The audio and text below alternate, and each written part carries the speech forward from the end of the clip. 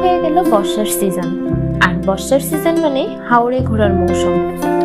সুনামগঞ্জের তাহিরপুরে অবস্থিত বাংলাদেশের অন্যতম এই পর্যটন কেন্দ্রটি।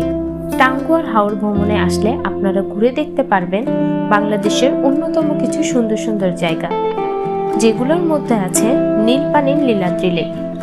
নীলাদ্রি লেকের সৌন্দর্য আপনার যান্ত্রিক জীবনের ক্লান্তিকে ভুলিয়ে দেওয়ার জন্য যথেষ্ট।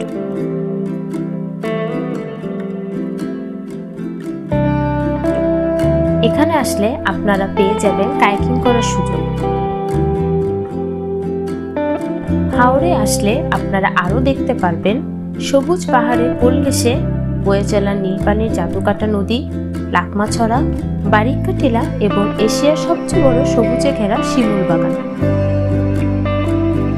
আরো পারবেন ওয়াচ টাউনের স্বচ্ছ পানিতে সাঁতার কেটে সময় কাটানোর সুযোগ।